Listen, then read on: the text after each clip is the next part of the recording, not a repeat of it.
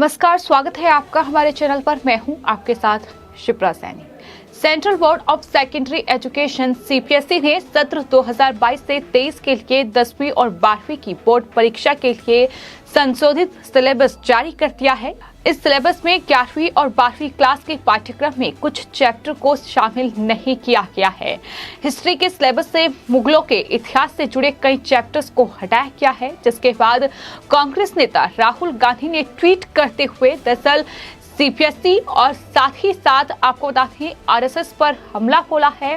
राहुल गांधी ने जो ट्वीट किया है उसमें राहुल गांधी ने शिक्षा कुचलने वाला केंद्रीय मंडल सीपीएसई को करार दिया है। इतना ही नहीं, उन्होंने राष्ट्रीय स्वयंसेवक संघ को भी राष्ट्रीय शिक्षा कतरन संघ करार दिया है। बाकायदा राहुल गांधी की ओर से जो ट्वीट किया गया है उसमें आपको बता दें राहुल गांधी ने ट्विटर पर इसे सप्रेसिव यानी दमनकारी करार दिया है। उन्होंने ट्विटर पर कटाक्ष करते हुए बोर्ड पर निशाना साधा और साथ ही आरएसएस पर हमला बोला। राहुल गांधी ने आरएसएस पर कटाक्ष करते हुए ये लिखा है कि राष्ट्रीय शिक्षा श्रेडर यानी राष्ट्रीय शिक्षा को बर्बाद करने वाला ये सीपीएसई का फैसला उन्होंने करार दिया है। इसके अलावा सीपीएसई को उन्होंने central board of suppressive education करार दिया है। उन्होंने ट्वीट में फैज, लोकतंत्र और विविधता पर कविता, मुगल कोर्ट, गुट निरपेक्ष आंदोलन जैसे कई विषयों को सिलेबस से बाहर करने के सीबीएसई के फैसले पर यह टिप्पणी की है। सीबीएसई ने जो कदम उठाया है कि मुगलों के इतिहास से जुड़े कई चैप्टर्स को हटा दिया गया है, ये बड़ा फैसला सीबीएसई की ओर से लिया गया है। हालांकि देश में कहीं न कहीं अब जिस तरीके से ये लगातार कहा जा रहा है कि मुगल वो थे जिन्होंने देश को सिर्फ और सिर्फ लूटने का काम किया, मुगल वो थे जिन्होंने कहीं न कहीं देश को बर्बाद करने का काम किया और उनका गुणगान हम नहीं कर सकते हैं। इतिहास में जो भी मुगलों के बारे में पढ़ाया जा रहा है वो सही नहीं है। हमें अपने वीर योद्धाओं के बारे में पढ़ाया जाए, ये लगातार मांग हो रही है। देश के जो वीर योद्धा रहे हैं, चाहे फिर वो शिवाजी महाराज हो, महाराणा प्रताप हो, उन तमाम वीर योद्धाओं के बारे में पढ़ाया जाना चाहिए, बजाय इसके कि मुगलों के इतिहास को हम जाने। और यही वजह है कि ये बड़ा बदलाव बड़ी मांग के बाद सीबीएसई ने किया है।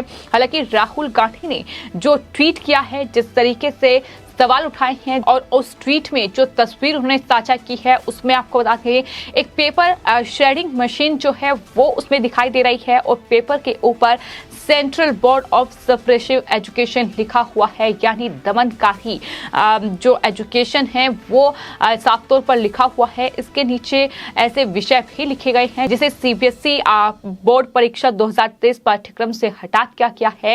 यानी जिन तमाम चैप्टर्स पर सीबीएसई ने ये बड़ा कदम उठाया है उनको बाकायदा राहुल गांधी की ओर से लिखा गया है।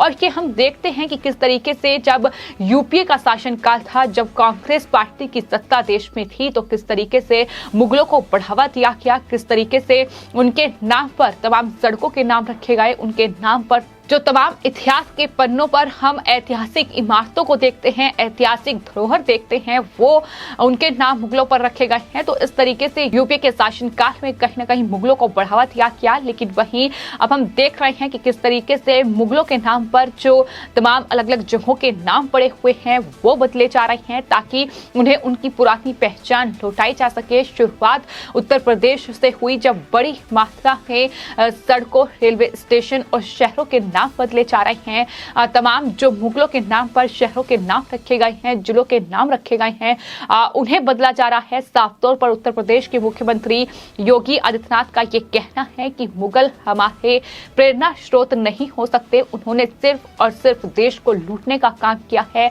हमारे प्रेरणा स्रोत महाराणा प्रताप और शिवाजी महाराज जैसे वीर योद्धा हैं। और जाहिर तौर पर मुगलों ने जिस तरीके से भारत पर आक्रमण किया, भारत के मंदिरों को लूटने का काम किया, भारत को लूटने का काम किया और जिस तरीके से तमाम शहरों के नाम बदल दिए, उन्हें उनकी पहचान बदल दी, उन्हें उनकी पुरानी पहचान मिले, ये तमाम जो कदम हैं वो लगातार बीजेपी की सरकार में उठाए जा रहे हैं। लेकिन इससे परेशानी कांग्रेस पार्टी को जाहिर तौर पर हो रही है।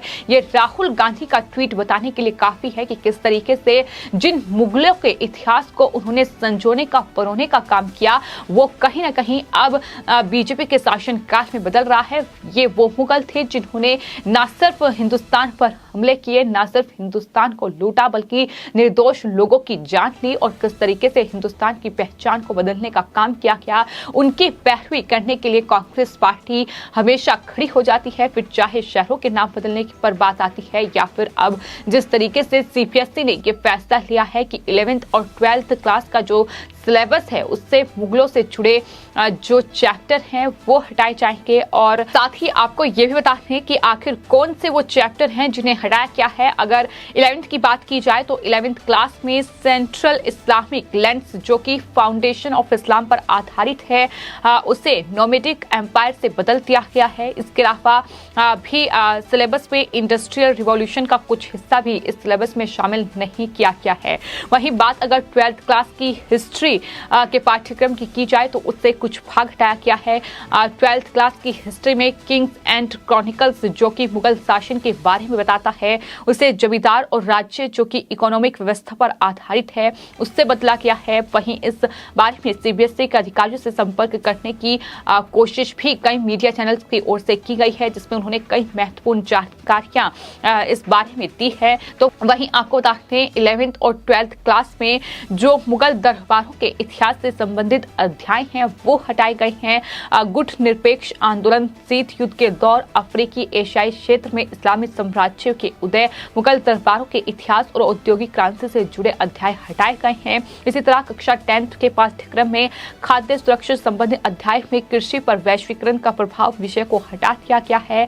इसके साथ साथ धर्म सांप्रदायिकता और राजनीति, सांप्रदायिकता, धर्म निरपेक्ष राज्य खंड से फैज अहमद फैज की 2 उर्दू कविताओं के को भी बाहर कर दिया गया है। तो ये तमाम बड़े कदम हैं जो कि सीपीएसई की ओर से 2022 से 2023 जो सत्र ये चलेगा इसमें इन चैप्टर्स को हटा दिया गया है। जिसके बाद से राहुल गांधी की बौखलाहट इस तरीके से बढ़ी है कि उन्होंने बाकायदा एक जो है ट्वीट किया है जिसमें एक तस्वीर उन्होंने शेयर की है जिसमें श्रेडिंग मशीन बाकायदा दिखाई गई है और किस तरीके से सीबीएसई को दमनकारी जो शिक्षा प्रणाली सीबीएसई की है वो करार दिया गया है।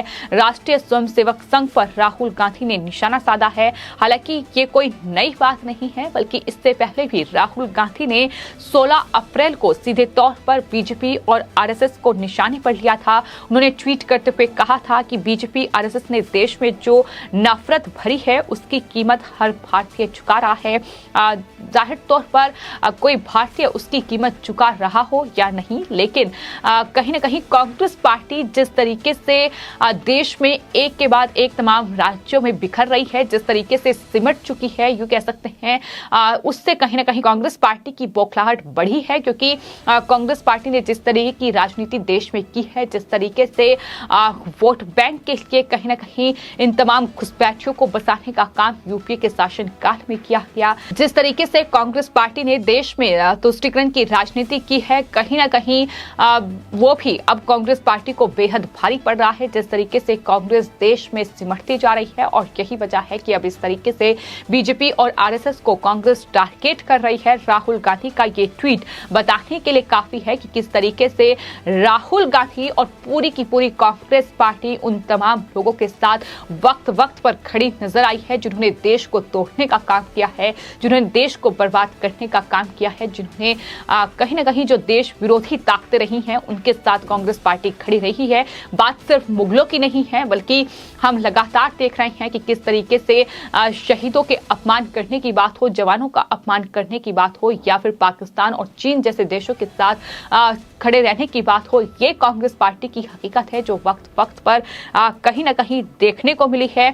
और फिलहाल राहुल गांधी का ये ट्वीट यही बता रहा है कि किस तरीके से कांग्रेस पार्टी जो कहीं ना कहीं देश को तोड़ने का काम उन्होंने किया है अब उस ओर आगे बढ़ रही है। क्योंकि मुगलों के इतिहास को हटाया गया है तो इससे मिर्ची कांग्रेस पार्टी को लग रही है। फिलहाल आपको बता दें जो बड़े बदलाव किए हैं उसके बाद ये राहुल गांधी का ट्वीट सामने आया है। इससे पहले आपको बता दें 16 अप्रैल को राहुल गांधी ने जो बीजेपी और आरएसएस पर निशाना साधा था, इस ट्वीट जो उन्होंने किया था उसमें कांग्रेस अध्यक्ष सोनिया गांधी को एक लेख भी उन्होंने साझा किया था। उसमें भी देश पे बढ़ रही नफरत के लिए बीजेपी और आरएसएस को जिम्मेदार ठहराया गया था। जबकि 9 अप्रैल को राहुल गांधी ने एक पुस्तक के लोकार्पण समारोह में ये कहा था कि संविधान बचाने के लिए हमें संवैधानिक संस्थाओं को बचाना होगा, इन संस्थाओं को आरएसएस के कब्जे से मुक्त कराना होगा, ये राहुल गांधी की ओर से कहा गया था।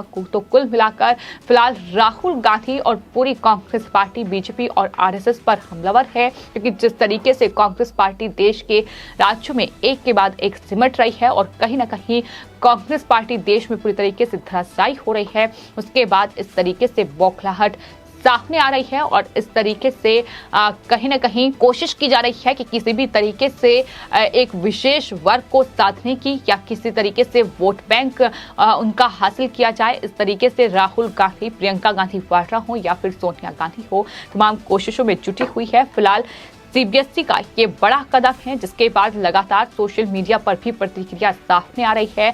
कुछ लोग सीबीएसई के इस कदम की सराहना भी कर रहे हैं, क्योंकि ये मांग पहले से ही की गई थी कि सीबीएसई के सिलेबस से जो मुगलों का इतिहास है उसे हटाया जाए। तो फिलहाल ये बड़ा कदम सीबीएसई की ओर से उठाया गया है। देखना ये होगा कि आखिर इस कदम पर और कैसी और किस नेता की प्रतिक्रिया सामने आती है। फिलहाल आपकी इस पूरे मामले पर क्या राय है, हमें कमेंट बॉक्स में जरूर लिखें और चैनल को सब्सक्राइब करें। धन्यवाद।